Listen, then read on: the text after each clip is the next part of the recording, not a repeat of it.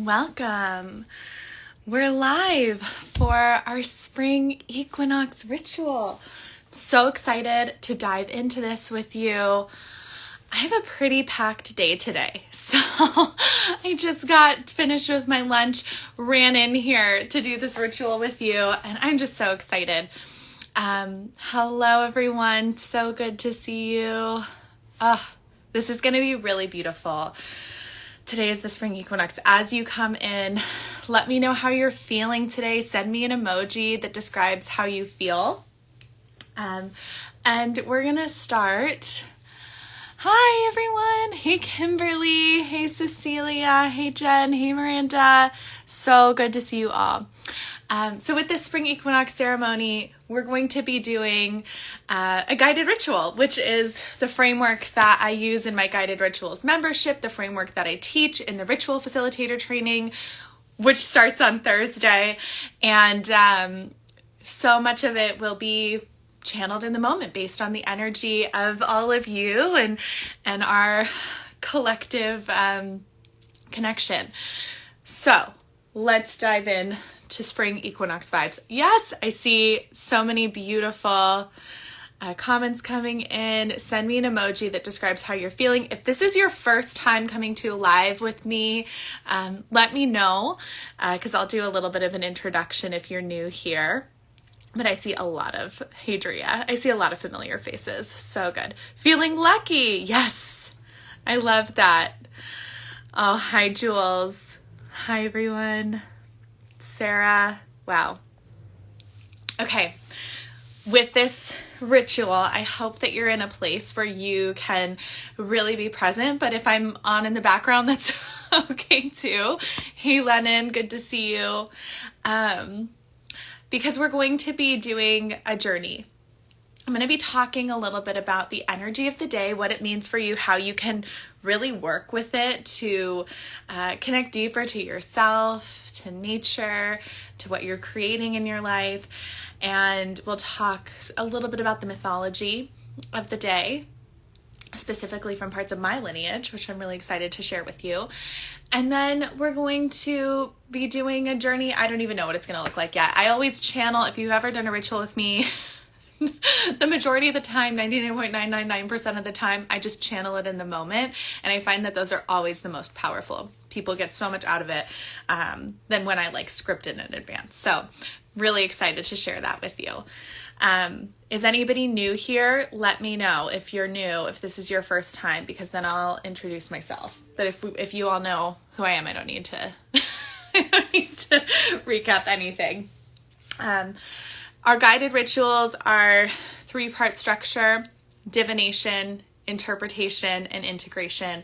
Again, this is what I do in my Guided Rituals membership. It's what I teach in the Ritual Facilitator training. It's what we're going to do today, which is great because the Ritual Facilitator training starts on Thursday. So if you feel called to lead circles and ceremonies for your community, to go deeper into your own spiritual world, your own spiritual wisdom, to connect with your ancestry, to really find your true, authentic brand of spirituality, this is for you.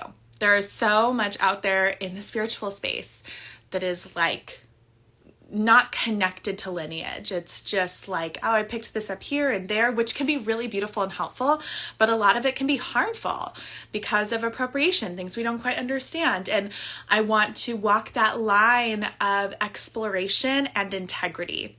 And in the Ritual Facilitator training, you are guided into understanding universal spiritual tools, things that are seen across the world in every culture, things that every single one of our ancestors did. Every single one of our ancestors did ceremony. There is evidence of ritual predating Homo sapiens. Neanderthals did ritual. And the first evidence we have of sacred ceremony dates back about 70,000 years. And things art in caves, goddess figurines, all of that. We have evidence all around the world. So you can feel safe connecting to your ancestors that way. We're guided to utilizing these spiritual tools, these universal spiritual tools. And then also you are given guidance and care as you navigate your own lineage. what belief systems are true for you and where your people originated from or have lived over time. Where are the unique experiences you can call forth? So will I be posting this video in our Guided Rituals membership? Yes, absolutely. I'll share it in the Guided Rituals membership. So if there are any questions about the Ritual Facilitator training, I'm here to answer those. Any questions about the Guided Rituals membership, I'm happy to answer that. But let's dive in. I am seeing some new faces here. So if you don't know me, my name is Melanie Monaco, and I am here to be your fairy godmother. I love all things magic, ceremony. I am a self-love coach. I created an accredited self-love coach certification course that I've been running for over 4 years with hundreds of graduates. My entryway point into this work was twofold. My great uncle Heyoka was a medicine man. I grew up in his ceremonies. And I also had the influence of my mom, who was a yoga teacher, my grandmother, who worked with angels. I have spirituality from all these different places infused into my life growing up and infused into my blood. And I also got into personal development and self-love work because I struggled with my relationship to my body, like so many of us. I really struggled with my relationship to my body, eating disorders, all of that. I found self-love was the thing that set me free. And I knew that I wanted to be of service. I wanted to live a life that allowed me freedom. And I created the self-love lifestyle as my business of helping others and creating the life that I wanted, working with clients primarily on intuitive eating and loving their bodies, but then spirituality started weaving its way through. And now I feel like I kind of do this whole thing of coaching, and I'm a priestess initiate, and it's just unfolding. Such a beautiful experience. So I'm a mom. I live just outside of Portland, Maine. I have a garden, and I would say my biggest values are exploration of oneself, witnessing other people explore themselves, finding magic, wonder, and awe, connecting with the garden, and of course, my family, mothering, my connection to my husband, and my friendships. I'm all about community, especially community with women. That has been the biggest, most magical thing for me. So now you know a little bit about me if you didn't know before. Let's talk about Ostara. So if you have any Germanic heritage, your ancestors worshipped Ostara. So that would have been not necessarily the borders of modern day Germany, but that general area. And Ostara is the goddess of spring. And when Christianity moved upwards into northern Western Europe, there was this adoption of old pagan traditions that then became integrated. So the roots of Easter are traced back to Ostara. And even the ways that we celebrate Easter in springtime today, we're actually celebrating Ostara. Like, I totally honor those who celebrate the resurrection of Christ. I don't want to diminish that at all if that is your thing. I want to talk about this whole other element that was pre-Jesus. So we have Ostara. Easter eggs and bunnies came from Ostara. So I want to tell you the story of Ostara, and this is going to lead us into our ceremony. I'm seeing your comments. Thank you all so much. You're so sweet. Here's Ostara. This is from the Goddess Guidance deck that I've had since I was 13 years old. Everybody at my 13th birthday party pulled the card from this deck, and I still use it to this day. Ostara, you see her with her Easter basket, with her eggs and the bunny, and literally the name Ostara became Easter, right? Ostara is associated with bunnies and eggs because I'm going to tell you the mythology. You may not have heard this before. It's going to be really beautiful, and it will inform the journey that we do in ritual. Okay, so Ostara, the goddess of spring and dawn, came across a bird at the end of winter whose wings were frozen because of the cold, and the bird could not fly and was in peril. Ostara, seeing this sweet little bird, took pity upon it and decided to transform it into a hare, H-A-R-E, like the giant rabbits, right? A hare. And thinking that the hare having the fur, having a little more ability to like dig into the ground, right? The ability to shelter would better survive in winter. But when Ostara transformed the bird into a hare, the hare maintained the ability to lay eggs because birds lay eggs.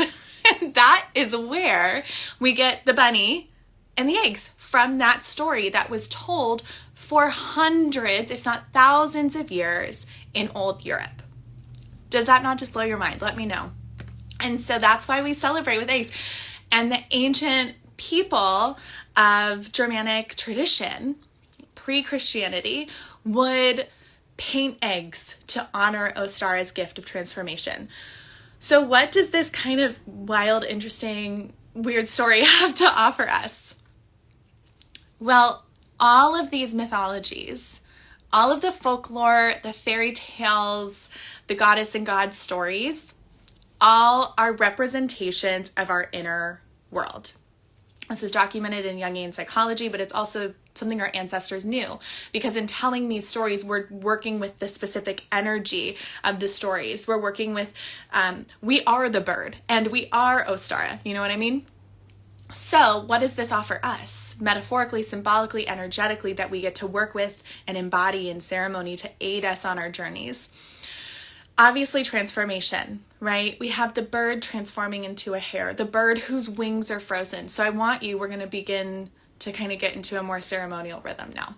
I want you to imagine, feel into, if there's any area of your life, any experience that you have had that you're still carrying with you, any part of yourself that feels like that bird with frozen wings. And let me know in the comments, do you feel like you can access a part of you that is that bird with frozen wings? Where do you feel frozen? Where do you feel like you have no protection against the harsh cold? There's no way for you to get out of it. There's no way for you to be free and fly as you're meant to. Let me know if you feel like you have a part of you that feels that way.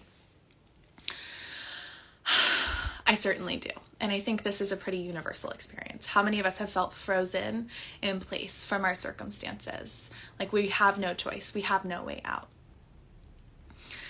The gift of Ostara is the gift of transformation and resilience. I want you to listen to this part closely because this is the most important part. She does not suddenly make the circumstances change, right? She ushers in spring, but spring is tricky and gradual. It's not an overnight thing. She does not immediately say, oh, bird, let me defrost your wings. Let me make sure the sun is hot again. Let me bring in spring quicker than it's supposed to. She doesn't do that. She transforms the bird in and of itself, right? Yes, this live will be saved. She transforms the bird into something that has more resilience and endurance for the circumstances. What? Are you kidding me? Okay, in personal development and manifestation, we are told so much. You do better, change your circumstances, take action. And like, yes, self-responsibility is so important, but how many of us actually feel more frozen with those messages coming at us, right?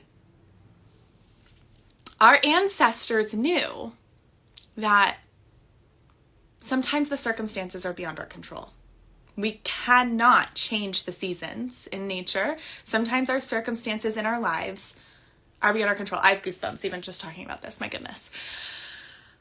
So our ancestors, in telling this story, were reminding themselves and reminding us that even when we can't control our circumstances, we can still find resilience. We can still find transformation, right? So I'm seeing your comments. So many of you can relate to this. Yeah, I feel like I'm stuck in this idea that I'm not enough to take care of myself, that I need someone else to help me walk through life. Yeah, I know so many people can relate to that. Yeah. So this part of you, the story of Ostara is that she came across a bird whose wings were frozen. She transformed the bird into a hare, H-E-R-E, like a bunny, or a large rabbit, a hare, so that they could better endure winter. And the gift of this story, right, is that gift of transformation regardless of the circumstances. A bird does not burrow underground, right? But when the bird transforms into the hare, suddenly a new pathway opens up for endurance, for finding that warmth, for finding that comfort, literal skin change, literal body change, right? So when you connect with this part of you that feels like that frozen bird, what would it feel like to transform it into having more resilience without bypassing, right? Without saying there's something wrong with you. It's just the gift of transformation while still retaining, right? What's so kind of funky about this story is that the hare retains the ability to lay eggs. And I think there's something really, when I find a funky thing in a mythology or folktale, I'm like, there's something really important there, right? Because it's not obvious, which means we need to look closer at it. And the hare retaining the ability to lay eggs tells us that we're keeping our core essence as we transform, is my interpretation, right? We're still us. We just show up differently, right? So we're going to bring this, let me know how this resonates with you, the story of Ostara, so magical. We're going to bring this into a soul journey, a visualization meditation experience. And it's okay if you're not a visualization person, I will offer this in an adapted way for you. If you've never meditated before in your life, great, you're in the right place. I am beginner friendly. And if you are already high priestess, awesome, you're also in the right place. And we are going to dive in to really connecting this metaphor into our subconscious mind, which is something our ancestors did, right? Through ceremony. So ceremony is the physical manifestation of the inner process, right? When you're in ceremony, if you're lighting a candle, let's talk about some universal sacred tools. Candle lighting, plant magic and medicine, drumming and music, right? Divination. These universal tools are there as physical embodiments, physical manifestations of what we're processing on the inside. And prayer, contemplation, meditation, visualization, manifestation, all the same thing, right? So we're going to be tapping into that today. And if you love this work, too, I'll just plant the seed for you. This is exactly what we do in the Guided Rituals membership and more deeply in the Ritual Facilitator training. So I'm going to place Ostara back on my altar and we're going to do our soul journey. If there's any questions about this so far, let me know. For Ostara's little altar here, I'll just turn this. I have my Ostara card. I have a candle because one of the ways that our ancestors, or my ancestors in ancient Germany, and you might have this heritage too, worked with Ostara energy was a lot of bonfires, candles, light, different ways of working with fire as a signaling of that sun getting brighter, right? So I have my candle, I have the eggs, I cooked an egg for my son, I washed the outside and then put it on my altar. And then I have some flowers from last year's garden, symbolizing that return to spring. These are straw flowers. These are, if you are looking for a really amazing flower to grow, straw flowers are where it's at because they retain their color and they're amazing dried and they're just so pretty. And I have a rose quartz just because pink feels very spring to me. So that's my little Ostara altar. That's my physical manifestation of the energy of Ostara. So if you're able to join me for this part, and it's okay if you're just listening and I'm in the background, your subconscious is still going to hear it, but if you're able to join me for a more inward journey, find a comfortable place for your body to be. Make any adjustments you need to make to feel as comfortable and easeful as possible in your body. I invite you to rub your palms together to create heat. Heat is energy, and you can imbue this energy with an intention. The energy is present for us today, that we've touched upon so far, and there's a few more I'll say before we complete our time here together, but what we're working with at this point in time is transformation, rebirth, resilience. So if there is an element of that energy that you want to bring forward, now is the time. And welcome to those of you just joining us. We're just about to dive into the inward part of our ceremony. And once your hands feel nice and warm, know that you've created a lot of energy and you've imbued this energy with the intention. So now you can do some energy healing on yourself. You have it. You have the gift. You can do it. Place your hands on your heart. Maybe you want to close your eyes. Take a deep breath in, feeling the energy move in through your hands into your body, exhaling out through your mouth. Inhale through the nose, feeling the energy, and exhale, receiving the energy. Inhale through your nose, feeling the energy from your hands move into your body. Exhale, receiving this energy into every cell. Continue this breath, breathing in through the nose and out through the mouth. And see if you can breathe all the way down to your pelvic floor, to your lower back. Breathing all the way down so that you are finding your full lung capacity, clearing out your lungs with each exhalation, restoring your lungs with oxygen with each inhalation, just dropping deeper into your body, feeling this intention of transformation or any intention that you brought forward today, this spring renewal, rebirth.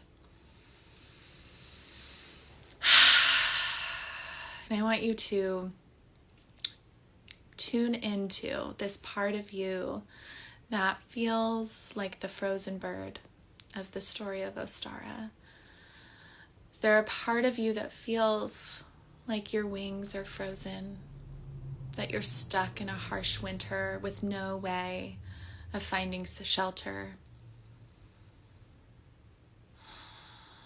See if you can feel into this part of you. Maybe you even see these circumstances or this part of you in your mind's eye. And I want you to imagine that you are Ostara. So perhaps you see yourself picking up this part of you, picking up this little bird, and nuzzling it, holding it close to you, seeing how frozen it is.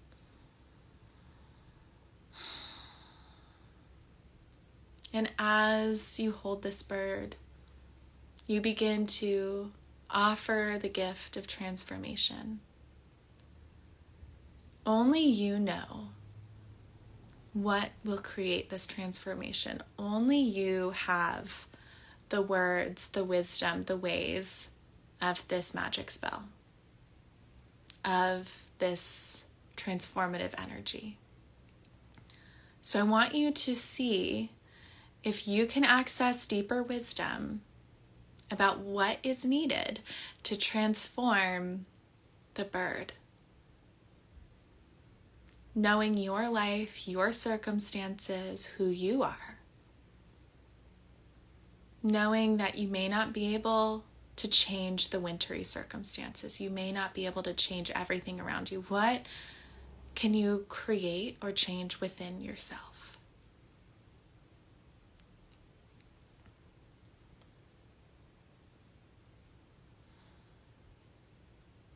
Notice that as you ask this question and as you receive, even if you don't have it all figured out yet or you don't know all of the answers cognitively, maybe you begin to just feel it in your body. Notice in your mind's eye that this bird begins to slowly transform, surrounded by golden healing light. As you breathe, as you connect deeper to your wisdom, the transformation continues.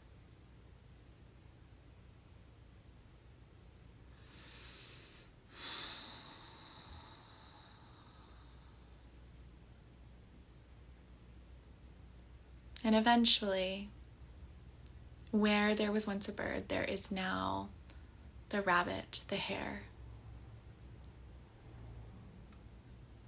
See if there's any other messages that want to come through for you, perhaps from the hare or from within yourself.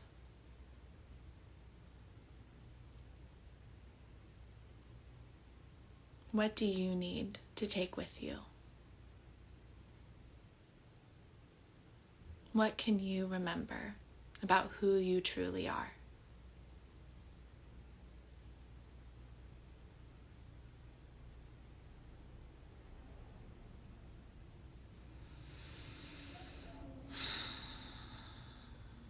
Take one more deep breath in. Let it all go. You can allow your hands to fall to your lap. You can bring a little movement into your fingers and toes and begin to bring your awareness to the space around you. Eventually, you can find your way back to our shared space by allowing your eyes to open.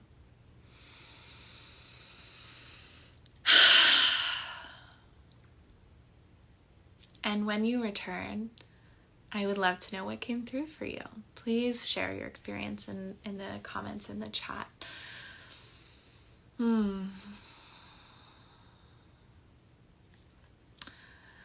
I want to, as you're sharing, as you're typing, talk a little bit about the other energies, the other ways that we can work with this frequency today.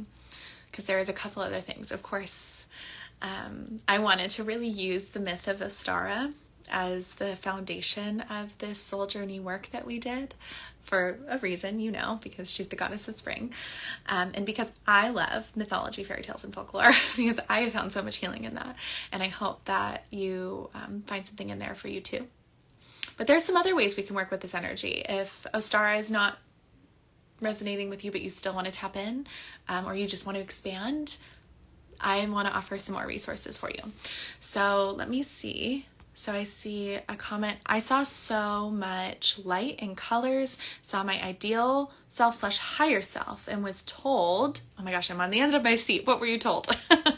Kimberly says, being open to both sides of me, my African side and my American side. Oh, Kimberly, yes. I love that. And what a beautiful way to honor your ancestors. Wow. Kay says, I held baby me. Wow. So your little winged bird was baby self. The inner child work is so powerful. I held baby me and was able to give all the love she needed and the awareness that she's enough. Oh, yes. Okay. Okay. And you heard to just keep going. Good. There's that resilience. Just keep going. Just keep going. Pavla says, the message that came through is open your mind to new possibilities. Absolutely. That is such a part of the essence of this story. Toshia says, the bird told me, Toshia says, the bird told me, I want to be loved. It flew off and was colored gold. Oh, and the gold, okay. So the gold is so powerful because it is that sun color, right? And also seen in the earth, literally in the gold, and metal in the earth. And if you are seeing colors in your visualization journeys or experiencing colors, there's information in there for you. Okay, I think maybe your name is Sarah, Sesra, and speak positively to yourself and affirm, I am blessed in a miracle. Oh, I love that affirmation. I am blessed in a miracle. If you want to share with me anything else that came through, y'all, I'll keep reading your comments, and I want to share some more ways to work with this energy. So one of my favorite ways to work with the spring is to plant, figuratively and literally. I am a gardener, and I love gardening so much. But if you don't have the space for a garden, or you don't think you have a green thumb, a way that you can just very gently work with this energy is to, at the grocery store, like they have this at our local grocery store and also Whole Foods and even Trader Joe's. If you have, just check around. They have those potted herbs, right? That are like $3. they're not going to last forever, and you might kill them. Like they might not last very long, but I want to encourage you, maybe next time you need some herbs, or maybe just to brighten your windowsill, instead of just buying flowers, right, a bundle of tulips, maybe you actually buy a potted herb that then you can utilize to nourish yourself and your food, and then also nurture and grow. I will say my gardening tip is don't overwater. Actually feel the soil, and it feels like damp, like a sponge that you've wrung dry. It's not dripping like when the sponge is like you've wrung it out, but it's still a little damp. That's how you want the soil to feel. So just make sure that it's not overwatered, and that it gets enough sun. And all plants are different, so you never know, but it's my number one tip. And wow, my other invitation to you is, if you do have space, just make sure that this is once the frost has passed. So for here, I mean, we still have a couple of months for that, or like 6-8 weeks, but planting some sunflowers are really easy, or zinnias, right? These flowers that grow very easily. Pansies, actually, you could start with some seeds. They might take a while, or even buying pansies and potting them up for your windowsill. Really beautiful, easy to grow flowers. So if you want more ideas for flowers to grow, or plants to grow, or vegetables to grow, I can be a resource for you, but I will leave it there. That's an invitation to just grow. See if you can grow something like a flower or an herb that's really easy, that will bring you nourishment on many levels. And if you need advice, you can always reach out to me. The other way that you can work with the energy of the day is remembering, and I'm just going to look at your, okay, yellow daffodils. Yes, that is absolute springtime. My yellow daffodils in my garden are just starting to bud. So excited. Mandy says, for those interested in Mayan culture and the wisdom, today is a very powerful day with the energy of Kame. I hope I'm saying that right. Correct me if I'm wrong. A powerful day to connect with our ancestors and honor them. Thank you so much, Mandy, for contributing that from the lineage of Mayan culture. So powerful. Thank you. I can't wait to explore more of that. Wow, what a gift. So today is also equal light and darkness, right? We have that at the autumn equinox and the spring equinox. Oh, thank you. I'm glad I did say that right. So autumn equinox, spring equinox, we have equal lengths of light and darkness. And I want you to consider the energy of this day in its honoring of duality, this like pinnacle duality experience. So often, one of the biggest ways that we self-sabotage feels like a strong word, but get in our own way in spirituality, healing, personal development, is not having the tolerance for the darkness, just wanting to be all light all the time. And there's a reason for that. Light is easier, light can be more fun, and yeah, it feels good. It's what we want, but what happens if we bypass or shame the darkness is that it's just going to grow, and it'll just be under the surface, and it'll come out sideways. What we need to do in order to honor the full duality of our human experience is to honor the darkness and honor the light. And the way that I do that is when I notice shame, when I have parts of myself that feel shame, or parts, if it's physically, it could be parts of your body, it could be parts of your personality, parts of the things that you've done, your lived experience, whatever. If you feel shame, the first step is, of course, self-forgiveness. I did the best I could with what I have, with the resources I had, with the circumstances I was in, right? Just like that loving compassion, forgiveness, which does not mean, it doesn't like condone bad behavior. It just means honoring, like, that's where I was, that's what I did, this is where I am, this is who I am, right? While also saying, and I love myself unconditionally. I love myself. I'm going to choose to love myself. And if you're not in that self-love place where you can say, I love myself, just say, I'm going to work on loving myself, or I'm willing to love myself. I'm open to loving myself, right? So that's a way that I would bring in some of this spring equinox energies, ironically, right? Not to just be like, woo, rebirth, renewal, like I'm here, but actually to continue to be like, how can I bring more love to the darkness? We're equal light and darkness. It's so easy to love the easy to love parts of you, right? Like, and maybe you do need to build up some of that self-confidence too, but building up the self-confidence will come organically from bringing love to the most unloved parts of you. Because if you're not allowing yourself to love them, you will not allow other people to love those parts of you. Let me say that again. This is really important. If you do not love all parts of you, you will not allow other people to love all parts of you. So I really want to encourage you, harnessing the energy of the day, to be in contemplation, journaling, just bring it into your mind a little bit, into your body, into your awareness of how can I bring more love to these parts of myself, to honor my darkness as I honor my light, right? And if you're feeling like you're so stuck in darkness, right? If you're feeling that like bird energy, like the frozen bird energy, really putting yourself in the embodiment of Ostara. So one of the ways that ancestors, people around the world still work with goddesses and gods, deities, is embodiment, right? So that's what we did in that visualization soul journey ceremony, is to embody the energy of Ostara, right? You can visualize her as like a deity kind of floating around, visiting you or whatever. You could also imagine that these deities are energies that we can tap into, that are present in our collective subconscious, that are present just in the energy of our world or our universe, that through your consciousness and energetic awareness, you can connect with. So Ostara, and that's what our ancestors did. So Ostara, if you want to connect with Ostara, right, seeing the frozen bird self, and rather than shaming it, bringing love to it, bringing that transformation, embodying that energy of like, I will help you find a way to endure this winter. Right? That's what Ostara says. I'm not going to change the winter. I will help you find a way to endure it.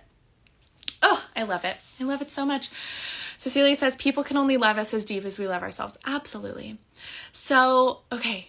Any questions, any other contributions about ways that you honor the solstice? Also a great time to just honestly eat some vegetables, some fruit, like fresh food. Great time. Feasts were a big part of Ostara, celebrating Ostara in the Spring Equinox. Feasts are another huge part of ritual and ceremony historically around the world. So nourishing your body well today is a really great idea. And getting outside if you can. Yeah.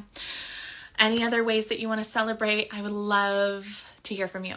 So I want to talk a little bit before we end our time together today, and I can't stay longer than 3 because I'm going into a priestess temple for my training. So before we end our time together today, I wanted to talk a little bit about the upcoming ritual facilitator training, because you just sat in ritual with me. And if you love this work, I have 2 pathways for you to continue. So the first pathway is always available. It's my guided rituals membership. It's free 7-day trial, and then $1 a day, roughly $33 a month after the trial. And the joke that I have is, if no matter what you're going through, I have a ritual for that. So I've been doing the guided rituals membership for a year. I need to figure out when that anniversary is, but about a year. Maybe a little more, a little less, but somewhere around there. And there's a library of over 100 rituals in our membership. So it's beautiful. And then I go live just like this at least once a week, if not more, to offer more rituals. So I'm continually adding to the library, and there's opportunities for connection. The other part of the membership is that you receive one-on-one readings every month, divinatory guidance from me. So that's really fun. The other, and you can find that in the link in my bio, and then, or you can send me a message, I'll send you the link.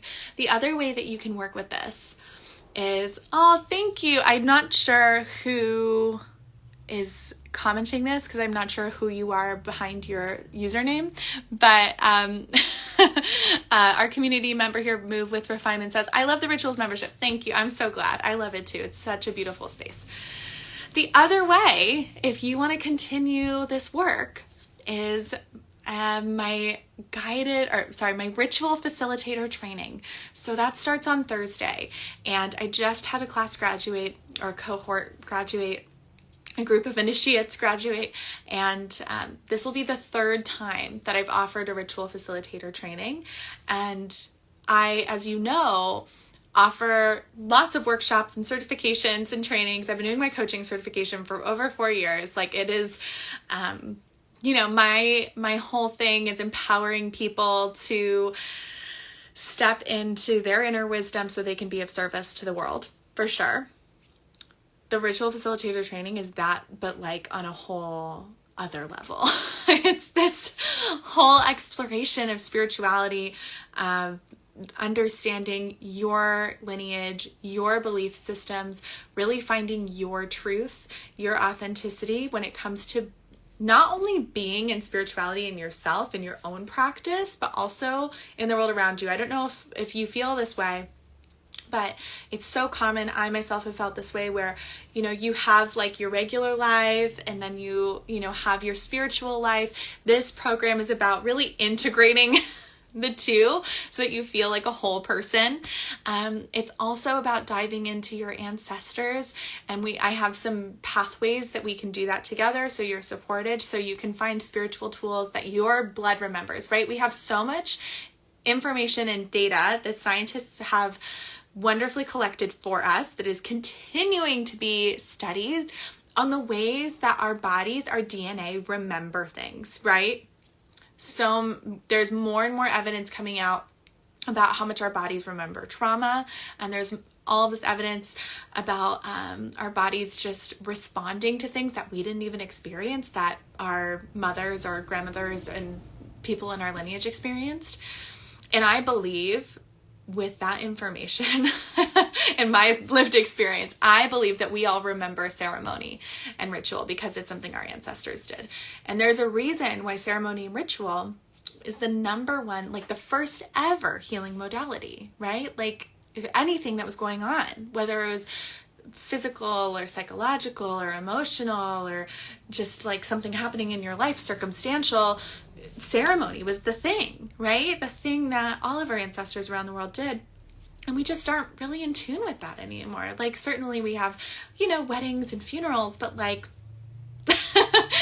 so much of that is just, I don't know, it doesn't feel like the sacred ceremonies that our ancestors once had, that I have the blessing of experiencing now and had the blessing of experiencing growing up with my great uncle.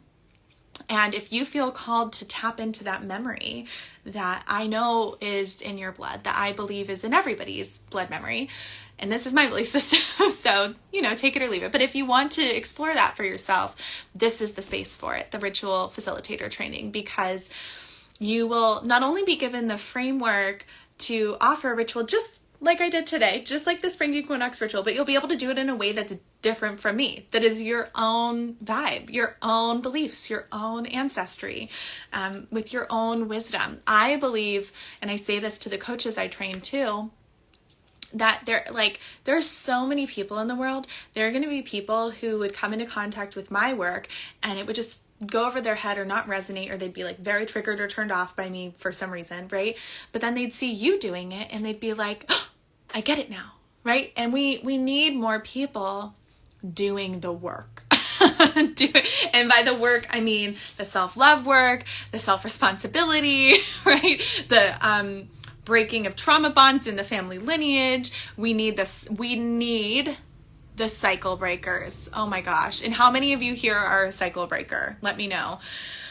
We need the cycle breakers. And more often than not, the cycle breakers are born thinking that there's something wrong with them. They're like the black sheep of the family. They're shamed for being too sensitive, too emotional, not doing the thing that they're supposed to do.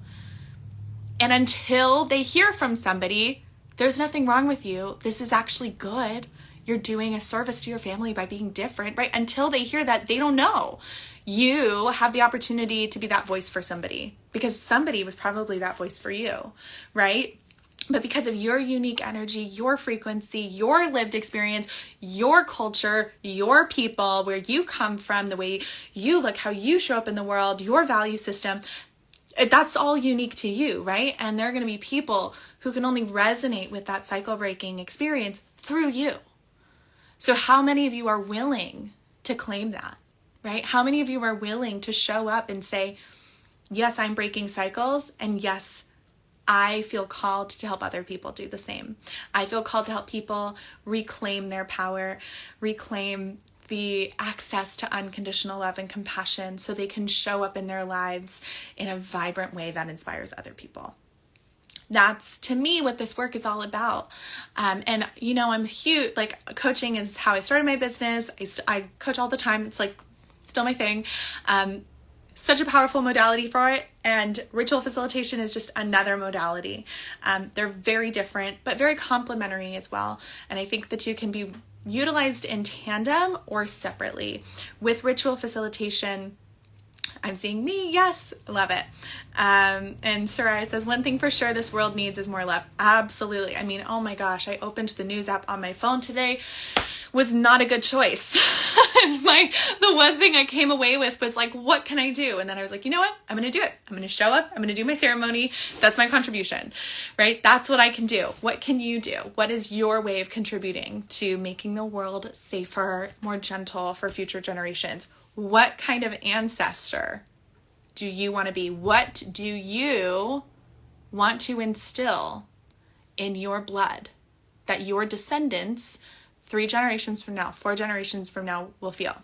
And if you don't have children, know that your energy and all of the people you affect in your life, all of the people you work with in your world through this work, they will bring it into their descendants. So it's not just about your blood memory or the people that come from your blood, but the people who you connect with and the shift that is created for them. It's much more than just your own family lineage and your own family line. Oh, I love this work so much. And if this is something that you want to go into, I would love for you to join me. The ritual facilitator training, it's called the initiation because it is the initiatory experience. Across time, all of our ancestors who went into facilitating ceremony and ritual and being a healer, right? There was an initiatory experience. There was a pilgrimage. There was a vision quest, you know, all of these, it's called different things around the world, right? But the way I see this is that your adversities in your dark night of the soul experience becomes your initiation, right? Like, what is an initiation other than when you're brought to the depths of your soul with the reckoning of who am I? What am I doing here? Right? What am I supposed to be? And then you come out of it understanding things in a new way. And that's, of course, a cycle. It's not just a one and done experience. But the more you understand the cycle, the more tolerance you have for moving through it, and the quicker you can cultivate the wisdom from it. And it's so much more magical to actually be in the darkness than if you're just feeling the suffering, right? You can feel the suffering and also understand the wisdom and magic there. So in the ritual facilitator training, the way we bring initiation into it is through understanding the wisdom, the medicine embedded in our challenging, traumatic lived experiences. So we see those and experience those as initiations, right? There's an element of this program that is all about finding your soul story. And we talk more about that, of course, but that was probably my favorite part of this last round of the ritual facilitator training, was seeing our initiates, those in training, sharing their soul story and sharing their wisdom that they learned through their dark night of the soul initiations. And I posted some of what they shared with their permission on my feed. So if you haven't seen that, you can go and scroll through. Posted it last week. So if you're interested in diving into this, yes, a lot of alchemy, which is transformation, transmutation. Absolutely. If you're interested in any of this, send me a message. You know how to reach me. And I would love to connect with you further on seeing if this is a path for you. It's not for everyone, but I think, so many of us get worried of like, are people going to think I'm crazy? Like, am I advanced enough for this? Like, who am I to do this? But if you feel a resonance, you don't have to be at any particular point in your journey. You don't have to know all the lingo. Or you can, maybe you've already been doing this for a long time and you want that deep sisterhood and connection as you go deeper. But as a ritual facilitator, you can do sacred circles, healing circles, rituals just like I offered, right? It can be a way for you to show up in service of your community and also receive exchange for that. And you'll do it in a way that's like very authentic for you. You can bring it into one-on-one client work. You can offer it to your friends, your community. And I just think that it's such a beautiful offering that I just don't see enough people doing in the world. So I'm really excited to share that with you. So this is something that if you feel called to do, it starts on Thursday. It's 13 weeks. And at the end, you will be a ritual facilitator using the framework that I created through my own experience. And it's that 3-part framework that we just did today, using universal spiritual tools and then imbued with your own unique lineage and belief systems. You can partner this with any belief systems that you have. There is never any like shame or judgment on anything that you want to bring into the space that is true for you. It's very open, very fluid, and very adaptable. And if there are any questions, feel free to let me know. If you are coming up against anything in regards to like, I'm not sure the timing is right, or the investment becomes an issue for you, just reach out to me, because I have creative solutions and I'm willing to work with you on finding a way to do this work, because I do think it needs to be accessible to everybody. So there's no worries at all if you need to reach out to see if we can find a way to make it work, if you're coming up against any obstacles and making this happen for yourself. So I'm really excited. I hope to connect with you further, and I hope that you really enjoyed our Spring Equinox ritual. If there's anything else that needs to be shared before we're complete, I'm going to give just a couple more minutes for the comments to come through, any questions or anything else that you just want to share with the community or you want me to see. But again, I hope that as you move through this day, you return to remembering the themes and energies that are present for you: the transformation, the rebirth, the planting of seeds, right? This is also, I didn't mention this, but this is a great time to start something new, right? So maybe that's the ritual facilitator training, maybe it's something else. But is there a way that you can plant a seed figuratively, metaphorically, and just telling somebody the seed that you planted, even if it's telling me, what you're deciding to do and how you're deciding to work with this energy. Soraya says, no questions. So grateful for you. Your light, your love, and your path. I'm so grateful for you too, Soraya. Thank you for being here. All right, y'all, this was so lovely. Blessed Ostara. Happy Spring Equinox. Happy Vernal Equinox. I'm sending you so much love and so many blessings for miracles. May your day unfold with more magic and synchronicities and signs. And if you need anything at all, you know where to find me. Bye, everyone.